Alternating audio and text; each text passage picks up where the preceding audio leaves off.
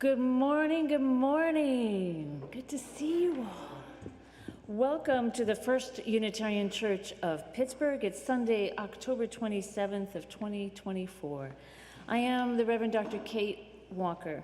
I use the she, her pronouns, and I am truly honored and every day grateful for serving as the minister of this beloved community.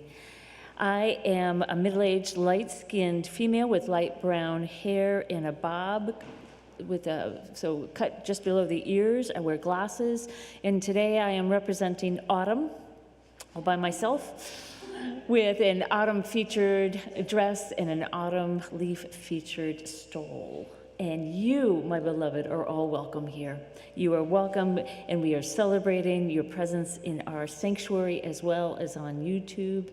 If you're here now or in the future, we are grateful that you have chosen to be with us. We are Unitarian Universalists with many beliefs, many origins, sexualities, and origins and genders. We're a multi-faith community, seeking questions, sometimes satisfied with the answers, and celebrating our multi-religious, multicultural, multiracial, multi-world. You are welcome. And if this is your very first time here with us, if you are online on YouTube, please make sure you explore our website and send us your email. Sign up for our newsletter. The form is in the bottom of the main page. Introduce yourself. And if you're here in person, we're delighted to have you. Please make a connection with the welcome desk in the garden lobby through those doors. And we also are having, just for you, an introduction to Unitarian Universalism today following service down the hall in the Priestley Room, and we'd be delighted to give you a brief introduction after you grab some snacks from social hour. And we are an active community. We have so many things going on. So I first want to thank E.B. Evans. Thank you for joining us to help with music today and your beautiful flute and your beautiful musical skills. And also Sue Urkwitz for being our hymn leader today. Thank you very much. Coming up, there's some things going on. Yeah. So Tuesday, November 5th, there's some things going on. So I am going to be hosting from 7 to 9 p.m. in the evening in the Schweitzer Room, a diversion event where you are welcome to come. We're going to have puzzles and games, and feel free to bring snacks and drinks. And we're just there as a respite diversion from 7 to 9 in the Schweitzer Room. You are welcome to come by and reconnect with one another. And when there is an announcement about the winner of our presidential election, as soon as I am able, I will open the building and I will send an email to all of you via Breeze to our members and friends announcing the building is open. Please come by. And we will be in community and holding whatever those results are. All good? And just keep breathing. Do me that one favor, just keep breathing. Today after service, we have a Samhain ceremony that we invite you to join. Robert Pym is leading that. It'll be in the Schweitzer Room after service. Again, get your snacks. And then there's a second opportunity on Wednesday evening, this Wednesday, a Samhain ceremony at 6 p.m., also in the Schweitzer Room. And guess what else is coming up? The annual Thanksgiving lunch. So are your bellies feeling like they need to be full? It's going to be awesome. So this is on November 24th after church, and November 24th. And what they would really like is for you to sign up ahead of time so they know how many people are coming, and then you can then reserve a turkey or vegetarian lunch for the day. I'd be glad to have you. Please register in advance. And if finances are in any way a barrier, please see me. We don't want that to be a barrier. We want you to be there. They also, of course, need volunteers. It takes a lot of people to serve a lot of turkey and vegetarian options. And what else is going on? Thanksgiving. This is so cool. My last announcement. I am very, very happy that this year our church is hosting the Interfaith Thanksgiving service. So how many are going to be there? I want to see everybody's hand. Yep, it's on Tuesday, November 26th. Tuesday, November 26th from 7 to 8 p.m. right here, the Interfaith Thanksgiving service, and I'm just so proud that we are hosting that. Okay, that's enough. We're busy people. Take a deep breath and join me in arriving with our full body. Settle in as we turn to our chalice lighting, the symbol of our faith as Unitarian Universalists. 2 circles around a flame guiding us. And this month, as we finish reflections and study about Unitarian Universalist history and heritage, we look to our past to look for guiding lights, for people who have been there, and hope that we are there now, looking back and finding inspiration and hope. Welcome, welcome to you all. I invite you to rise as you are able in body and spirit for 322. Thanks be for these. This hymn is new to us. So please listen as Sue sings the first verse alone to acclimate yourself and then join in.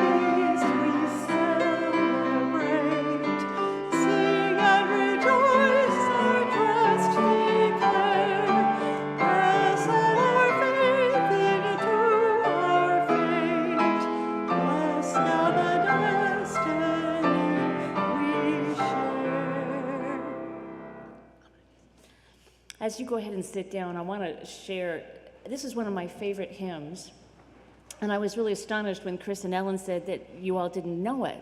So I am delighted to share this with you, but I also want you to note, since we're studying UU history and heritage, down at the bottom where you see the words and the music, this is a Unitarian Universalist hymn. This is one of our own. You can see the little chalice symbol, and that's what you know. That is Richard Gilbert, who is a Unitarian, who retired. He's a retired Unitarian minister, and his wife, Joyce, and then arranged by another Unitarian. So it's a beautiful hymn, and I hope we sing it some more.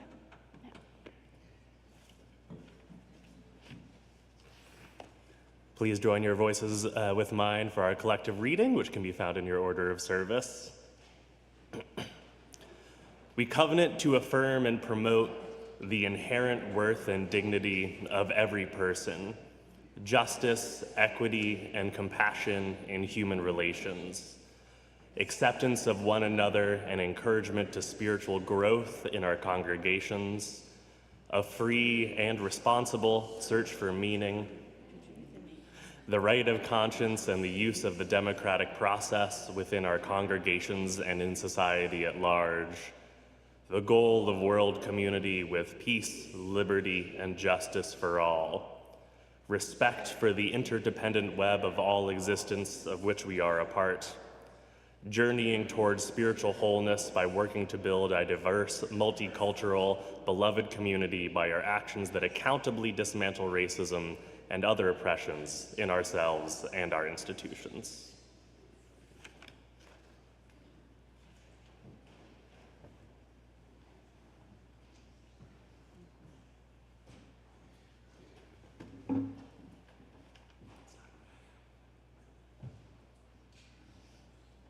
Good morning again, everyone. Can you hear me? Okay, great. Couldn't tell. Erica Shadow Song. I'm the Lifespan Religious Education Director, and we have our Wonder Box out to tell a story, and I'm wondering, can I have, because what's in here is kind of delicate, can I have a middle schooler come and help me show us what's in the Wonder Box? And the kids, if you'd like to come closer, you can come closer so you can see. That's fine. Everybody can come on up. Yep, come on up.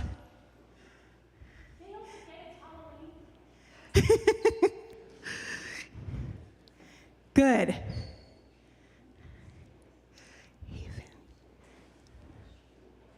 All right, excellent. Cool. Haven, would you like to show us what's in here? Okay, yep. Now you're going to pick that up and hold it up for everybody. Kind of turn around so they can see. Yep, with both hands. Good, very good. This, guys, this is a picture of one of our Unitarian Universalist ancestors, Ethelred Brown. And some of you who have been meeting in this classroom know that this picture is outside of that classroom, the Brown Room. Thank you, Haven. Awesome. I'm going to put that right here for now. Okay. So Ethelred Brown was, he lived in Jamaica a little over 100 years ago. And he went to church one day because pretty much everybody was Christian of some kind. And in church, they had this habit of repeating and reciting what they believed. And it was Easter Sunday, so it was a special Sunday, because Easter's special, right? And he heard for the first time these words: "We believe the Father is God, the Son is God, and the Holy Spirit is God." How many people is that? 3? You can hold up your hands. We believe the Father is God, the Son is God, and the Holy Spirit is God. 3 names, right? And yet they are not 3 gods, but one God. So likewise, the Father is Lord, the Son is Lord, and the Holy Spirit Lord. And yet not 3 lords, but one Lord. The unity in Trinity and the Trinity in unity is to be worshiped. Ethelred Brown was a kid just like you. And he heard those words, and he was pretty good at math. And he thought, 3 is not 1, 1 is not 3. That didn't really work in his mind. And although that was what people sincerely believed in that particular church, it didn't speak to him. He said, that doesn't make sense to me, God being 3 and also being 1. So that afternoon, he went to his uncle's house, and his uncle had a pamphlet on his table. This is in Jamaica, reminder. And the pamphlet said, it was called, "The Lord our God is one God." This is going to be important in a minute. And Ethelred thought, yeah, that makes sense. So he brought that booklet home, he learned from it, and he learned that that was what Unitarians were. So if that's what Unitarians are, what do you think unity means? Unitarian means 1, whereas the other people were Trinitarians, which means 3. Very good. So that's why we're called Unitarians. He decided that day he was a Unitarian. And he read and he learned and he read and he learned and he grew up. And as he grew up, he decided, I want to be a Unitarian minister. But he lived in Jamaica. There weren't any Unitarian churches there, and he didn't have any idea how to become a Unitarian minister. So he did something very interesting. He did not give up. I love this. You know what he did? He wrote a letter and addressed it to any Unitarian minister in New York City. Any Unitarian minister in New York City, and he sent that in the mail. And wouldn't you know it, he eventually got an answer back. And the answer told him, well, if you want to be a Unitarian minister, you got to go to school. And the only school for that was in the United States. So he saved up money, and by this time he had a wife and kids, and his people in his neighborhood and community helped him make money so that he could go to the United States. And then he went to the United States, and you know what happened when he got there? His papers were wrong. His ID and his papers and his forms were wrong, so he had to go back to Jamaica, all the way back to Jamaica because his papers were wrong. So he saved up more money, and he fixed his papers, and he did all of that. And then he finally went back to the United States, and he did actually become a Unitarian minister. He went to school for 2 years, and he graduated, and he was ordained in 1912. That's a long time ago, right? So he was ready to become a Unitarian minister, right? Right? He should be a Unitarian minister. This should be real easy. Well, it wasn't so easy. Because a long time ago, human beings being silly like we are, we kept people separate who didn't look alike, right? You guys know about that, right? Yeah, you do. Okay, good. Yeah, so Ethelred Brown, he had brown skin like me, and the Unitarian teacher said, well, you can be a Unitarian minister, but you probably can only do it in a church with people who look like you. Because the people who don't look like you are not going to want somebody who doesn't look like them to be their minister. That's what they told him. So they didn't think that he could actually be a minister. But you know what he did? He went all the way back to Jamaica, and he started the first Unitarian church there, in Jamaica. He started a Unitarian Universalist church, well, Unitarian church at the time, and he worked on that church for 8 years, and they didn't have a lot of money, and they didn't have a lot of people helping them, and they didn't have a lot of Unitarians helping them. Oops, that was one of the times when we messed up. But he did it anyway. And then after that church was successful for 8 years, he went back to the United States, and he went to Harlem, where a lot of people also looked like him, and he started a Unitarian church there. And there, people could come from all over, and they could worship, and they could sing, and they could share what they believe, just like you guys come here today, just like we come in our congregation today. And we even have in our hymnal a song with a tune that is named for him. It's in the Singing Living Tradition, and the Living Tradition, and the tune is called "I'm on My Way," because Ethelred Brown always found a way. So that is one of our Unitarian Universalist ancestors that we can be proud of. And now when you guys see this picture outside of the classroom, you'll know who it is. You can go back, have a seat, and our kids are going to go downstairs, and we're going to decorate pumpkins as a fundraiser for Literacy Pittsburgh. So I invite all the adults to come downstairs and donate to Literacy Pittsburgh and see all these awesome pumpkins. Bring your voices together. 1059. May your life be as a song.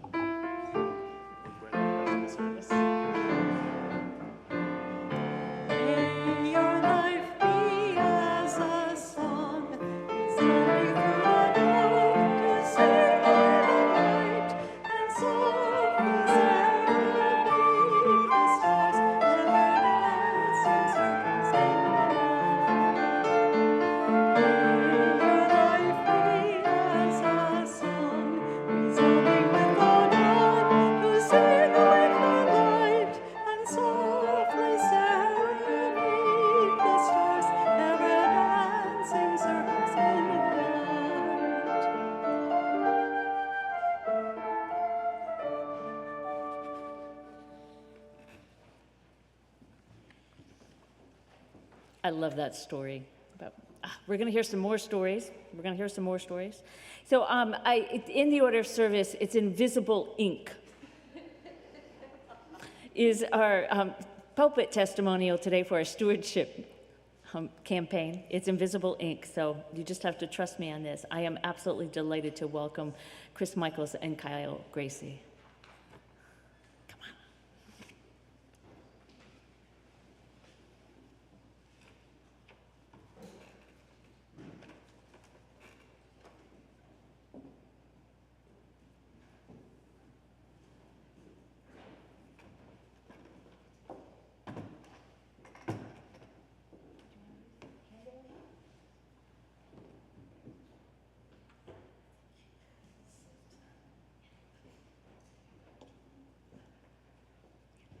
Well, I could be pretty sure that I've been in the church longer than most of the people here. And I found this church in the mid-1970s when, as a single mother with 2 children, I decided I would stay in the States so they could see their father. And so because of my Baptist teenage years, I realized if I was going to stay apart from my family and everything I knew, I would need a community. And so the Baptist community was not working for me now. I had much more liberal views. But when I found this church, I knew I had arrived.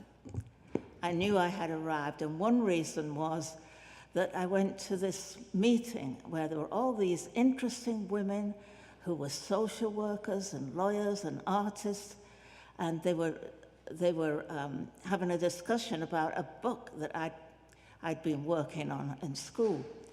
And there was just one person next to me, one man, and all of a sudden he shut up and said something extremely relevant,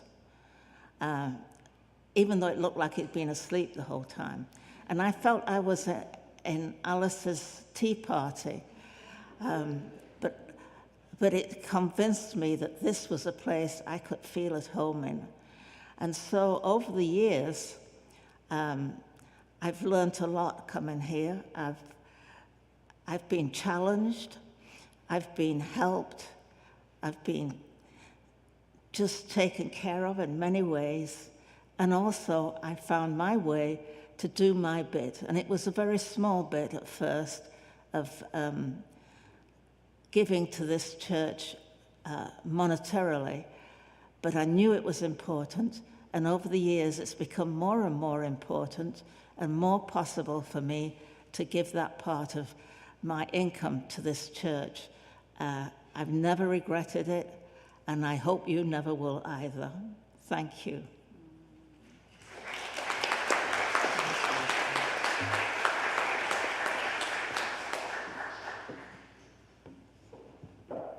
Well, I cannot follow that in any way in terms of Chris's experience or perspective, but one thing that I can do is to come to you with the perspective as the treasurer for this church.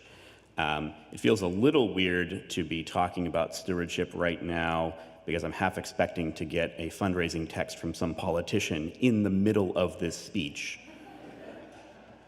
It's just checking, actually, because I felt something.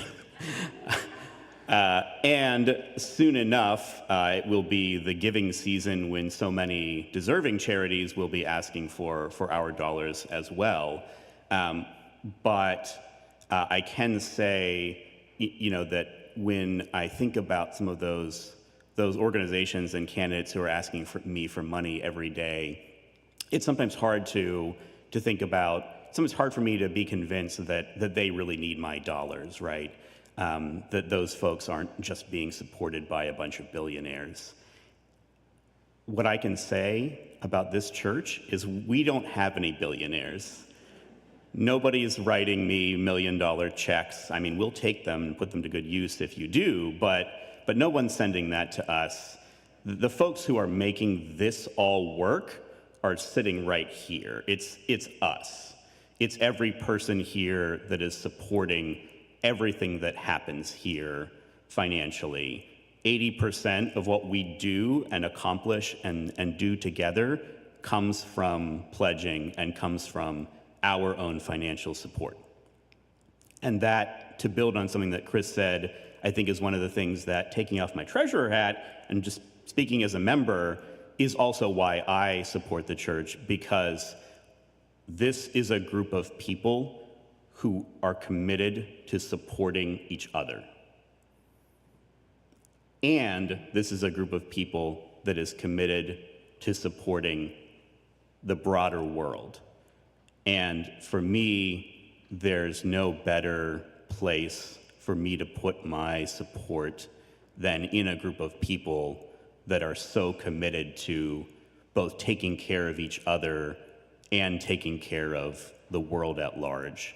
And so that's why I am both a supporter of this church and the person who was trying really hard to make sure that all of your support goes as far as possible to making all of this happen. So thank you in advance for your contributions.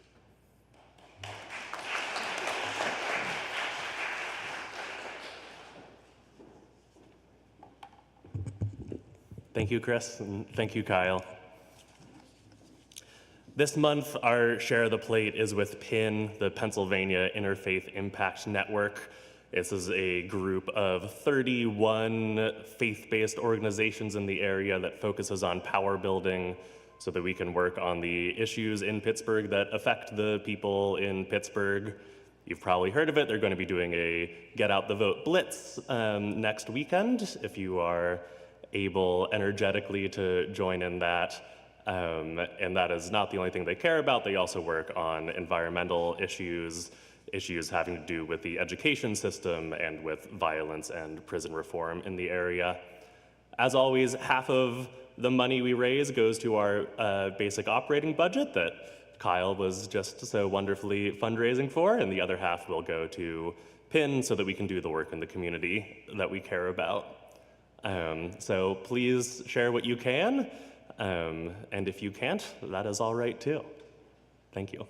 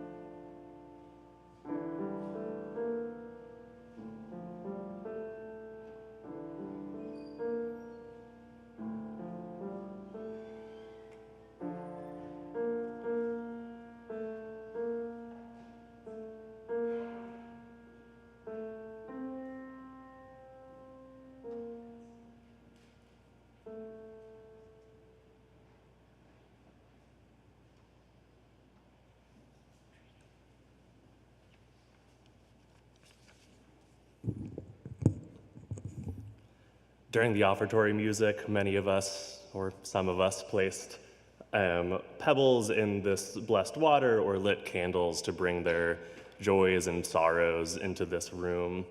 I also have a few joys and sorrows that I get to share with you from the stage. The first will be a sharing of great joy, which is that Gabriel Roberts was adopted by Jane Ann and Richard Williams on Friday, and as Gabriel Williams, and they wanted their village to be the first to know.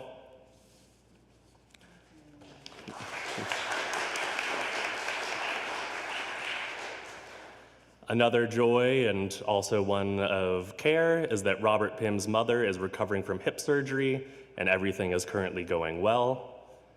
And a sorrow to share with you is that Reverend Joan Sabatino, who is the executive director of UU Justice PA, passed away on October 17th of stage 4 pancreatic cancer after a short time knowing of her illness. So please hold those joys and sorrows in your heart and know that there are joys and sorrows in this room that are too tender yet to share, but that matter to us all anyway. Now I invite you to share in a moment of silence.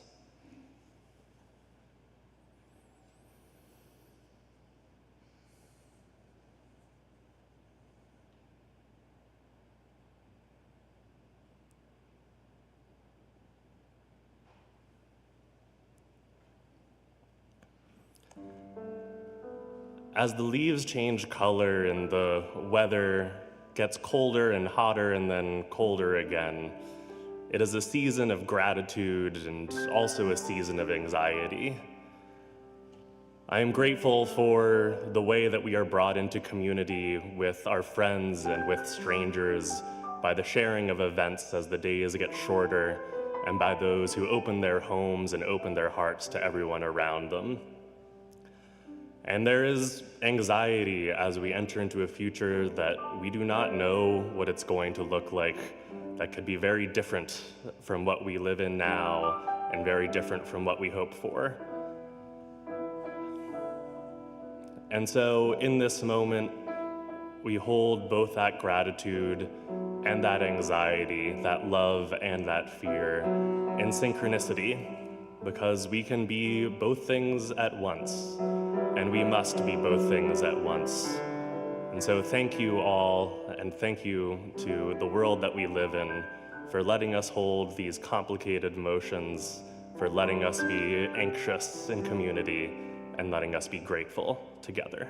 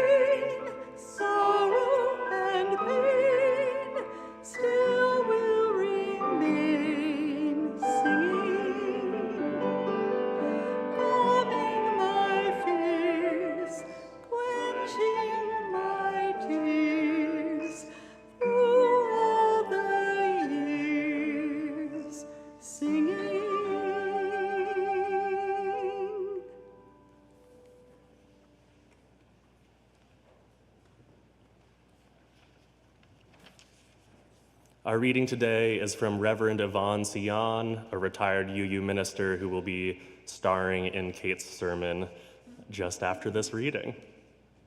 Here are her words. When I was a child, I would stand and gaze at the starry firmament and contemplate infinity. As I stood there, the boundary that is time dissolved, I expanded my spirit to fill the boundary that is space. My being stilled, and all fear, anxiety, and anguish disappeared. Forgotten were the chores, the homework, the ordinary around me. Transcending boundaries was fun in those days, but as I reached adulthood, it became more difficult. More and more, the world was with me as I did chores and homework. More and more, my own fears were with me as I encountered others. More and more, I was aware of the boundaries of race, class, age, and sex. I felt myself cringe as the bantering youth in the street came nearer. I felt myself become tearful as I encountered a senior citizen living with pain or the limited choices of a fixed income. I felt myself become angry as I was subjected to the indignities of being rejected by others because I am Black, because I am a woman, or because of the blind person or the openly gay person who I was with. I felt myself become unwilling to acknowledge my oneness with the addicted person who is my friend, or the homeless people sleeping in benches on the park. Today, transcending boundaries is hard work. For one thing, I've created more of them since I was young, and I've built them higher and stronger than they once were. For another thing, I'm much more self-righteous and much less humble than I was then. Sometimes, when I'm at my best, I remember that the other I distinguish myself from could be me in another time, another place, another circumstance. Then I remember the words of a colleague who observed that it is my racism, my sexism, my homophobia that I am called upon to address. So I take a few deep breaths and begin to release the fears that are the boundaries between me and my fellow humans.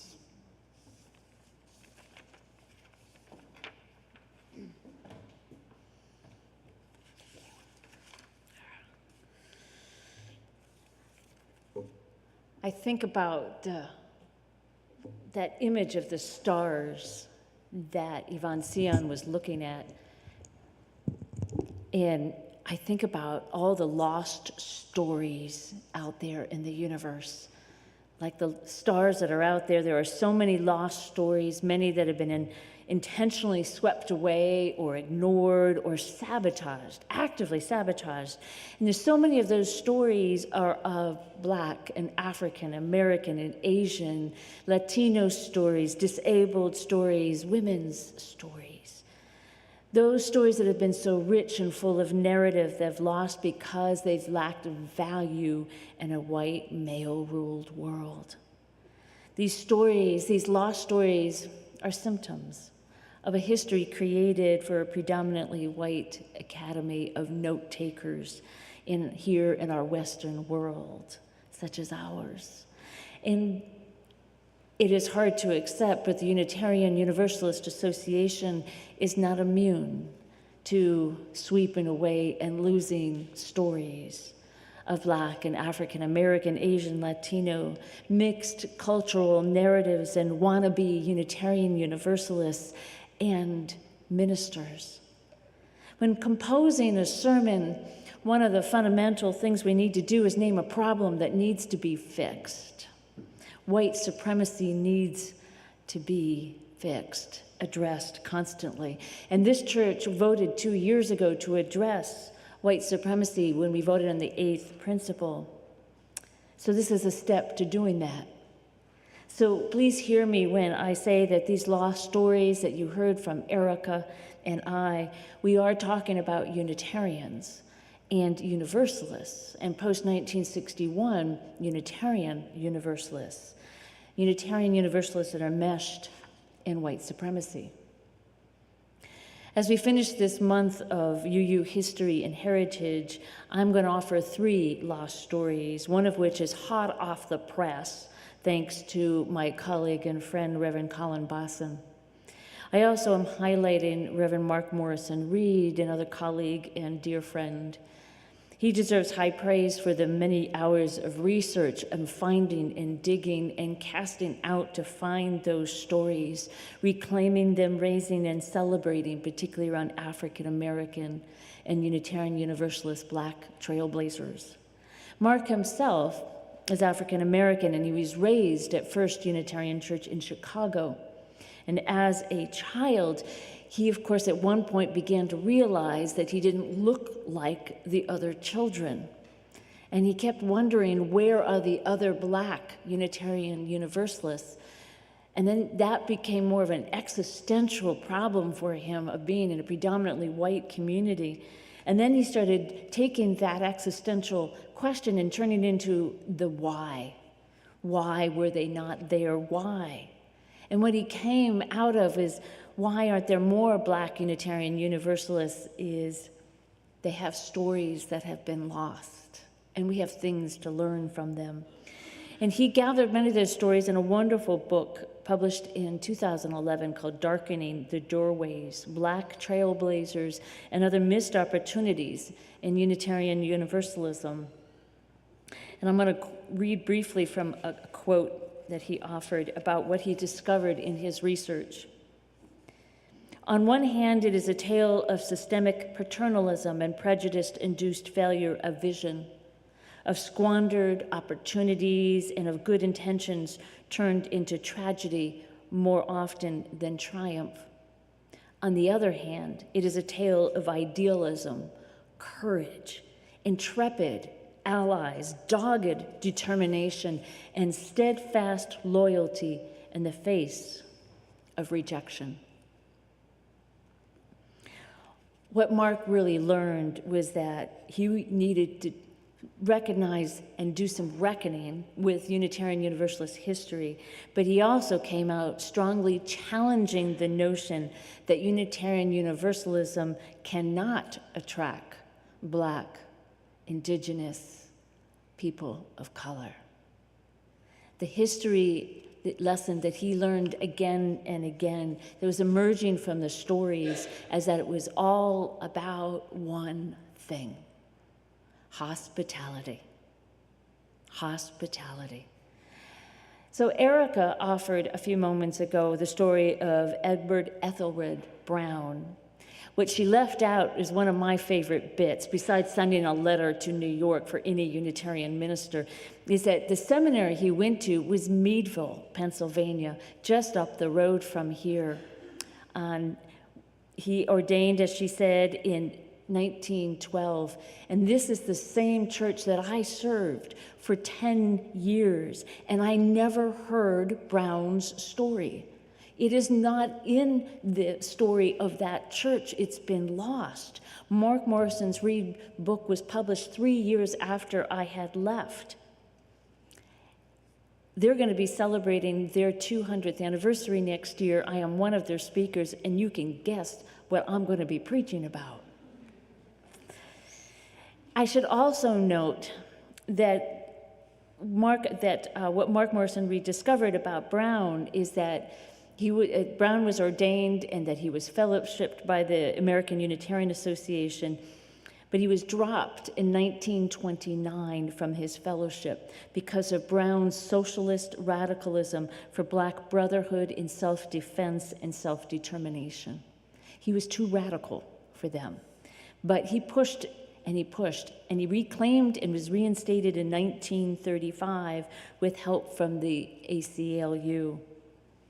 But it's certainly possible that Brown was the first ordination of a Black Unitarian in America. We're still digging up the stories, but in case you missed the thread here, that again happened in Meadville. Meadville Church and Seminary happened because of this church.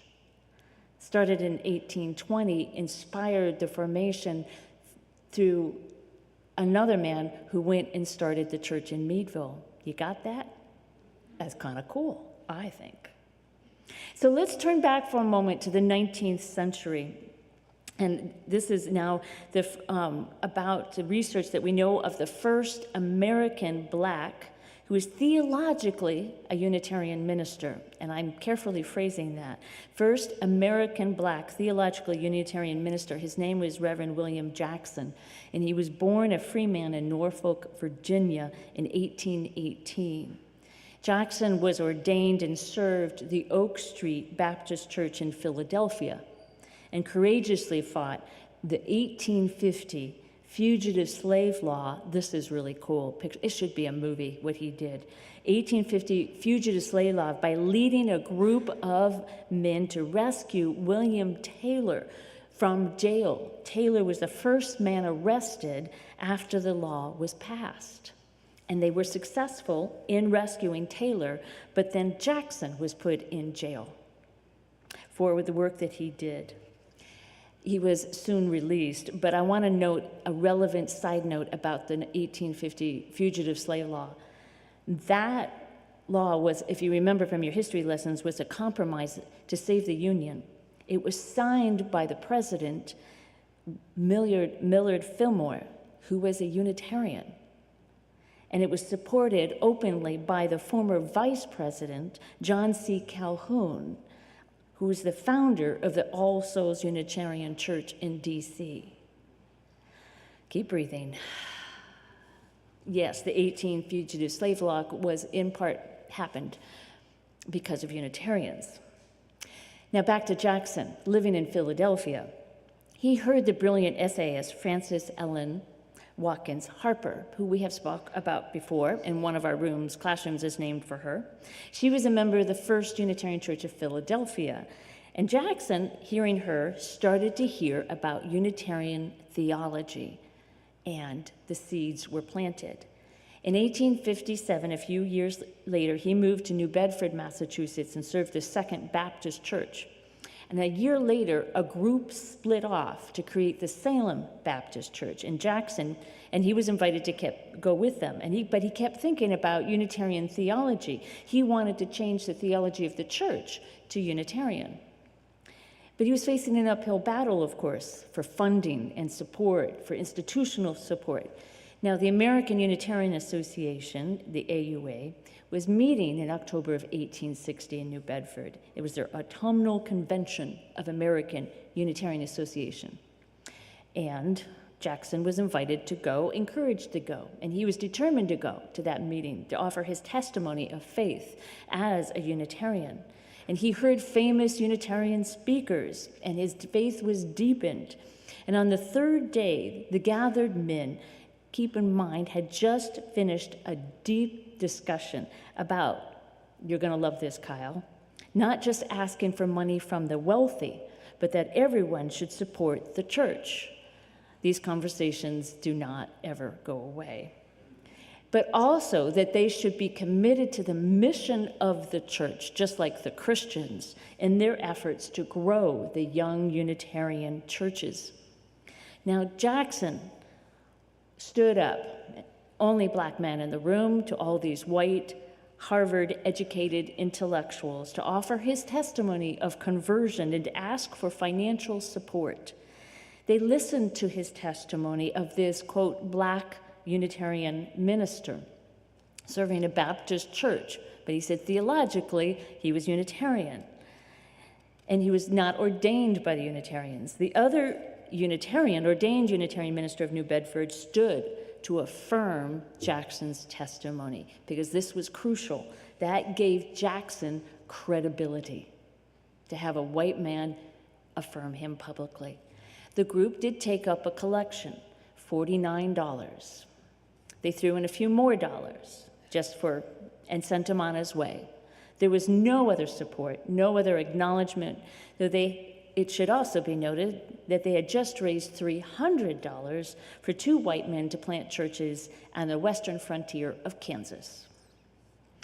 Jackson was successful with the Salem Baptist Church, served it for many years, clearing it of debt, but without support and welcome from the AUA. The church remained Baptist, as we presume Jackson did, but presumably with a Unitarian theology. There are not enough records to be sure.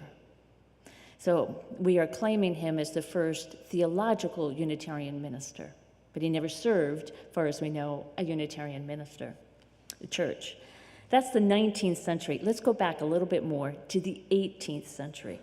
In England, hot off the press, this was in a book published just recently. It was by Reverend Colin Bosson, who's a minister in Houston, and this is the Journal of Unitarian Universalist Studies. And for those of us who know, the editor of this was our own former member, Kathy Parker, who is now retired.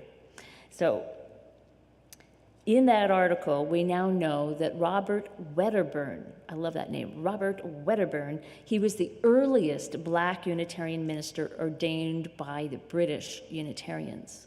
Again, a story never known before. He was born in 1762 in Jamaica. His father was a sugar plantation owner. His mother was Rosanna, who was enslaved and sexually assaulted by her owner. Young Robert witnessed many horrors of the slavery, including his mother being brutally flogged. He was intentionally never claimed by his father, but he was given freedom. And he was raised primarily by his grandmother in the West Indies and practiced Obeah African diasporic Caribbean beliefs, which influenced later when he began his Unitarian beliefs. When he was a young adult, around 1788, 1789, Wedderburn moved to England. He converted to Methodist, but he soon found that his unorthodox beliefs were expanding and changing because he was talking to dissenters, the dissenters from the church, the Anglican Church. And in particular, he was talking to the anti-Trinitarians. What's important to note is that was illegal at the time in England. You cannot talk or preach about anti-Trinitarian beliefs at that time. It wasn't until 1813 in the Trinity Act was passed, removing any penalties for Unitarian beliefs and actions. Wedderburn soon registered as a dissenting minister with Unitarian beliefs. And then he founded, sequentially, not simultaneously, 3 Unitarian churches around London. And they began attracting the African diaspora along with Scots and Irish and other people who were pressed into service, in other words, the working class people. Unfortunately, none of the churches were successful, in part because Wedderburn kept being arrested. He was arrested the first time for seditious libel, which, being a preacher, he talked his way out of. The second time, he was arrested for blasphemy, which he was not able to. So he ended up serving time. So much for the 1813 Trinity Act. He was still harassed. Colin Bosson learned many things about Wedderburn. One, his theology was unorthodox. It was a mix of anti-Trinitarian and Obeah beliefs. He believed in one distinct God, but there was possible sub-deities with whom one could have a more personal relationship with. I have one. It's my parking spot God. You probably have your own as well, so that's not unusual. The second thing that Colin learned was the lack of institutional support. With no institutional support, indeed, Wedderburn experienced active rejection and oppression by the educated class of Unitarian clergy and supporters. In fact, Wedderburn spoke directly to the working class with what Colin called a proto-Pan-African accessible language. He was an abolitionist. He also was quite revolutionary in his approach, but again, he was a black man in a white, educated male culture. So he was left out of British Unitarian history because he did not fit into the mold that had been carefully crafted and emerged in that institution, which was founded in 1825. And incidentally, it's the same month and year as the American Unit Association, but that was coincidental. They were just in sync. Let's quickly shift to the 20th century because it took that long before the first black woman was ordained as a Unitarian, and that was Yvonne Sion.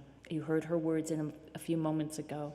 She began her work in District of Columbia during the Great Depression, and was brought to the Black church with her grandmother. Yes, another grandmother, because we are the original influencers. She learned early that God is love, and that stayed with her throughout her life. She went to college, wait for it, at Allegheny College in Meadville, Pennsylvania. Yes, Meadville again. I'm loving it. Well, friends at college told her she was talking about religion and that they were Unitarian and she could go to the Unitarian church just down the hill. So she did. in 1959, so you know it wasn't me who was preaching, right? There she found her theological home, but it was empty of hospitality. She was the only Black person in that worship space, and there was no welcome for her. She went on to have a successful career in government, specializing in African American studies and government administration. She was an administrative officer in the government of the Democratic Republic of Congo. She spoke fluent French, worked as a university administrator, founded the first Black Studies at Wright State University, and one of the first PhD programs in the country on Black Studies. In 1970, she returned to the Unitarian Church at All Souls Unitarian in DC, and with major support from the first Black minister at All Souls, Reverend David Eaton. She attended seminary at Howard University, and while senior there, she started a Unitarian group and worked for its success for many years, and eventually it was called the Sojourner Truth Congregation of Unitarian Universalists. She had support from the UUA, which is wonderful. Financial support, institutional support, but of course the UUA always likes to wean people off so they can be self-sustaining. But she unfortunately could not hold the community together in the 1980s. There was a lot of contemporary pressures and conflicts around gay rights and how they intersected with race issues, and her church split. And what was more problematic was that over 8 years of trying to find settlement within the Unitarian Universalists, Yvonne was never able to settle with a UU congregation. She had many influential lay leaders, but in the end, in the 1980s, many UU congregations that pledged to be welcoming and anti-racist were fine for them in the pews, but not in the pulpit. There was a line. Yvonne now is in her 80s. She lives in Yellow Springs, Ohio, and she is the mother of comedian David Chappelle. I found one video on YouTube where she, 16 years ago,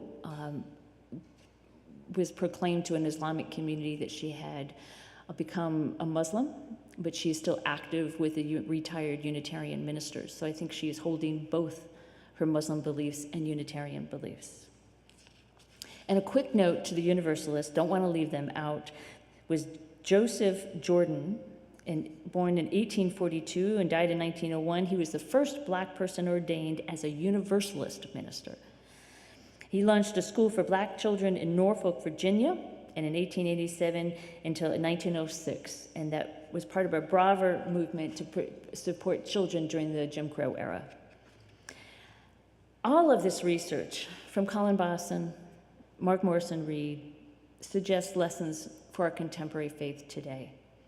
We still need to open our circles wide to include not just those who are members of Unitarian Universalists or who are ordained as Unitarian Universalists, but those who hold a Unitarian theology, even perhaps those whose theologies include a diversity of spiritual, religious, and cultural influences. Colin shares a story in Houston where he serves and working with a Pan-African, Afrocentric spiritualities and practices because they're in complete alignment with values and beliefs. And he said we need to expand our idea of who we are and our multiplicity of beliefs and practices and theologies. We are, after all, an evolving faith that we emerged out of Judaism and Christianity, but we can no longer claim that as our home, that is our roots. We have been becoming a place with deep and rich and at times confusing weaving of evolving beliefs. What is holding us together is not creed, it's not dogma, it's values, articulated most recently by the Unitarian Universalist Association as love, as justice, as equity, as transformation, as generosity, as pluralism, as interdependence. Yvonne Sion's beautiful reading ends with this last phrase: I take a few deep breaths and begin to release the fears that are the boundaries between me and my fellow humans. Release the fears. So as you go forward into the next few weeks of perhaps some anxiety-inducing events, I invite you to take a deep breath.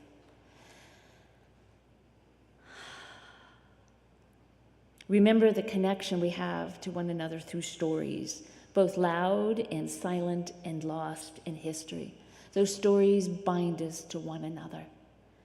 Notice those who have been left behind, before, and beside you, and see who is being left out, who needs to be welcomed into a space of love.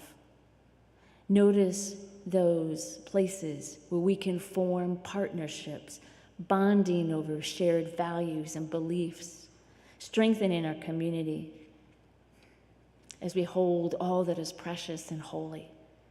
We may yet, as Unitarian Universalists, make history proud. Our ancestors may sleep in peace, and our children dance with joy for the peace in their hearts that we have given them as gifts. May it be so. Blessed be. Amen. I invite you to rise as you're able. For 146, soon the day will arrive.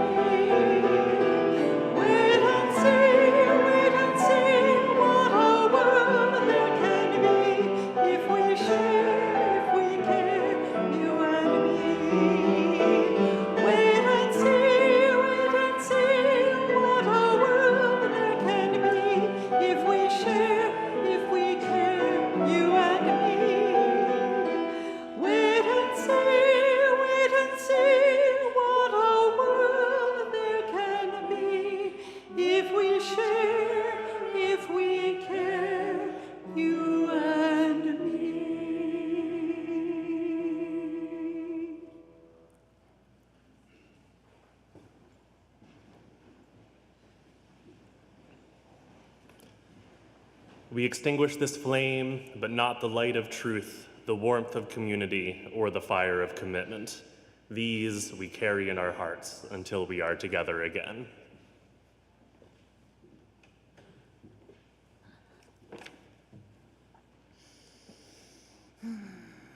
Go forth, my friends. Go forth into this world, knowing that we are the beacons of light that have been carried on through generation after generation. And we have the responsibility to keep that flame bright for the next generation, for each other. Carry that flame. Do not lay it down until you have someone to pass it on to on your last day. Return again with love, with beauty, knowing that this journey is full of stars. Blessed be. Amen.